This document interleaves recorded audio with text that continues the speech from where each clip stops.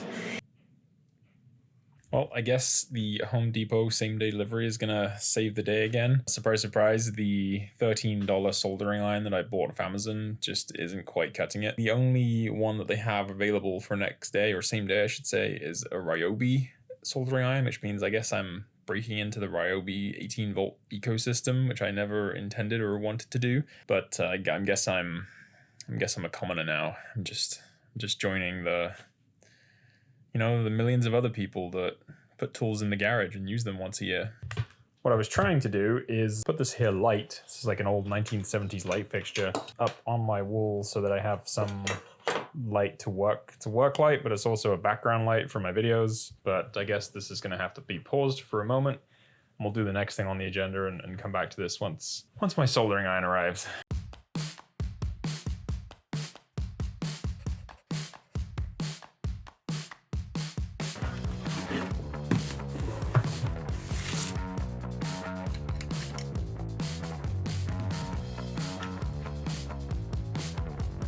So this is our temperature control. As you can see, this is an old school variable resistor, which honestly, these are pretty much indestructible. I had a quick look at this. Honestly, there's really not a lot that has gone wrong and can go wrong.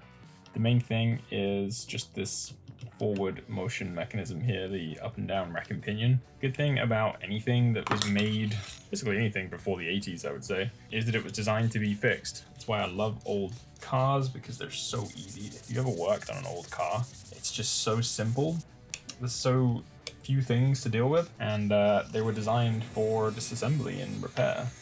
It's the same with tools, hand tools. If you can buy hand tools that are made in Sheffield, in England, you'll find that this quality of the steel they use is just, it's exceptional. You can't find it nowadays. This thing is 90 years old, and it will probably go for another 90 if you look after it. All right, so fix the issue with the rack, which was the main problem. Got a few pieces. I need to move those light stands. Few little fittings and things like that, which need to just soak in WD-40 for a while to get some of the rust off. I'm actually gonna keep the whole thing kind of rustic, so not really doing much actual restoration work, basically just fixing the problems. But for the most part, it's in pretty good shape, so we're gonna get that back together and turn that on later. But for now, guess what just arrived? Not even 2 hours later after I ordered it. Didn't really need a drill. I have a drill, although it's a Makita one. It's back in England. I'm actually picking it up in a month.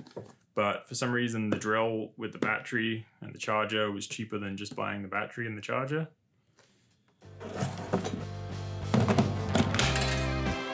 Oh, I remember what it's like to solder again.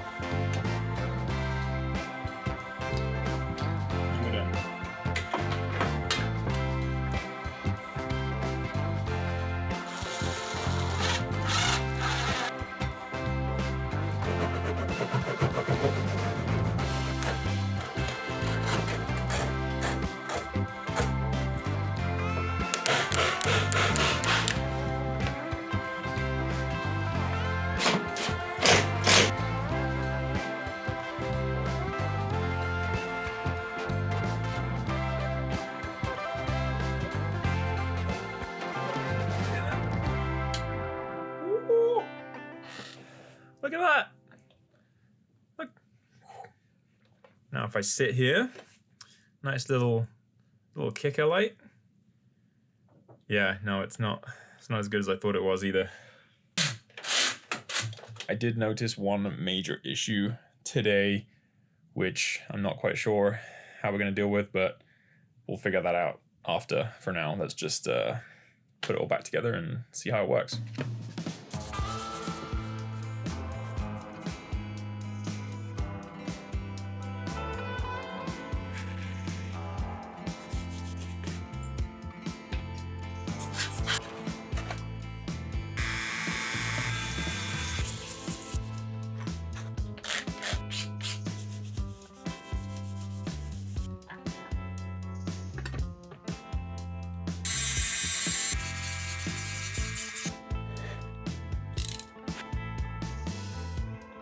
feel like I should probably say it, but cutting metal in the bedroom is probably on the list of things not to try at home. I'm not a great example of health and safety. My idea of safety goggles is to just kind of squint and lean to the side. So definitely don't do what I do. As your mother always said, do as I say, not as I do. Speaking of your mother, whenever you're putting something back together, don't forget the...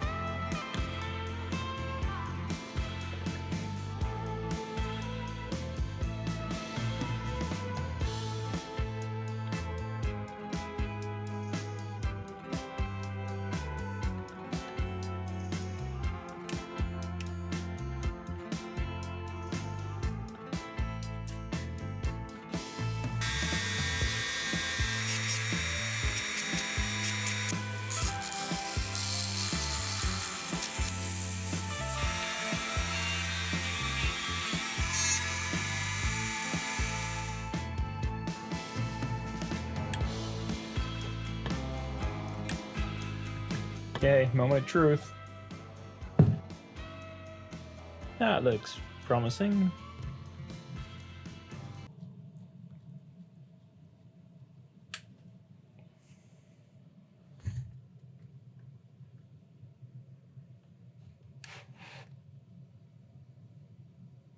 Okay, haven't been electrocuted yet.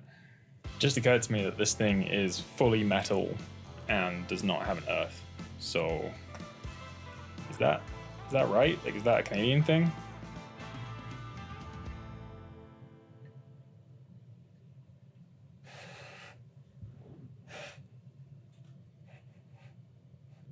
I can't tell if it's moving. For now, I'm just gonna touch the wooden and plastic bits because I just don't get how it doesn't have an earth. And again, neither does this. I guess people in the 1900s just didn't give a shit. It does appear to be slightly above room temperature, and the gauge, ooh, look at that. The gauge is moving, so it does seem to be working. I'm gonna risk it now and go ahead and turn it up to high heat, see what we can get to. The problem that we have though, as I said earlier, is as you can see, the holder that I bought just doesn't fit. It's kind of annoying because I thought that it would. It was the only one I could find online, so I just assumed that it would be the right size. I didn't even measure it, to be honest. So unfortunately, the hole, it just isn't big enough, unlike your mouse. So I kind of have like two options here. I can try to modify the one that I have, but it's kind of awkward because the hole is in the middle and there's this little groove in the side. The other option is to fabricate my own, which I kind of want to do anyway, because I think it's going to be fun. Let's see how this one goes. If this works enough that I can show you this machine working, then I think that's what we're going to do today, and we'll make the second one in a future video using some brass and some brazing and some fun, cool stuff, which I think you might want to see. I'm going to turn you off.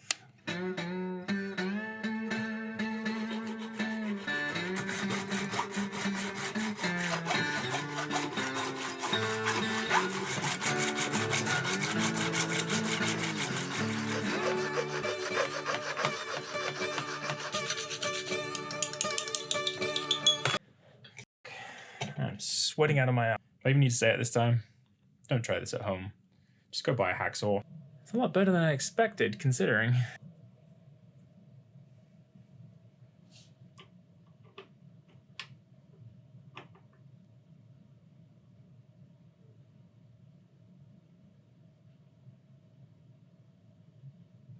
James, did you measure before you cut this? It's 3/8, right?